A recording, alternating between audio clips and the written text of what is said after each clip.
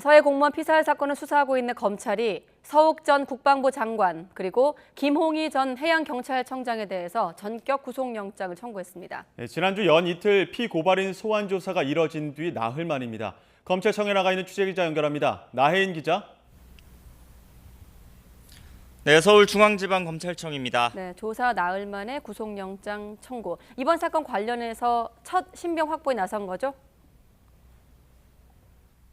네, 서울중앙지검 공공수사 1부는 오늘 서해 공무원 피살 사건과 관련해 서욱 전 국방부 장관과 김홍희 전 해양경찰청장에 대해 사전 구속영장을 청구했습니다. 지난 7월 유족과 국가정보원 등에서 고발장을 접수해 수사에 나선 지 석 달 만에 처음으로 신병 확보 카드를 꺼내들었습니다. 공통으로 적용한 혐의는 직권남용과 허위 공문서 작성이고 서욱 전 장관의 경우 공용 전자기록 손상 혐의가 덧붙었습니다. 죄명은 복잡하지만 쉽게 말해 재작년 해양수산부 공무원 고 이대준 씨가 북한군에 피살됐을 때 각자 권한을 남용해 관련 정보를 은폐하거나 허위로 쓰도록 부하 직원에게 지시했다는 혐의입니다. 앞서 서욱 전 장관은 사건 당시 고인이 자진 월북하려 했다는 결론에 배치되는 대북 감청 정보 등을 삭제하라고 지시한 혐의로 유족에게서 고발됐습니다.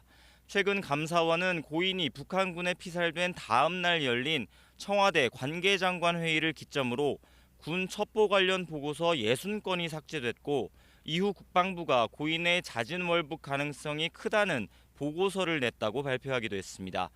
김홍희 전 해경청장은 사건 당시 실종자 수색과 경위 발표 등을 지휘했던 책임자입니다. 역시 증거가 확실하지 않은데도 청와대 국가안보실 방침에 따라 근거 없는 내용을 덧붙여 고인이 자진 월북하려 했다고 속단해 발표한 혐의를 받고 있습니다. 네, 전격 구속영장을 청구한 배경, 검찰은 뭐라고 설명하고 있습니까? 네, 앞서 서욱 전 장관은 지난 13일, 김홍희 전 청장은 다음 날인 14일에 검찰 조사를 받았습니다. 연이틀 한 차례씩 불러 조사한 뒤 나흘 만에 검찰이 구속영장을 청구한 건데 검찰은 범죄 혐의가 중대하고 조사 내용 등에 비춰 지금 시점에서 구속 수사가 필요하다고 판단했다고 설명했습니다. 두 명 모두 검찰 조사에서 혐의를 전면 부인한 것도 고려한 것으로 보입니다.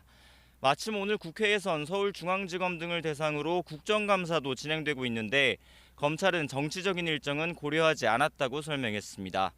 이들의 구속영장 심사가 법원에서 언제 열릴지는 아직 정해지지 않았습니다. 신병 확보 여부에 따라 박지원 전 국정원장이나 서훈 당시 국가안보실장 등 윗선을 향한 수사 동력이 이어질지도 판가름 날 것으로 보입니다. 지금까지 서울중앙지검에서 전해드렸습니다.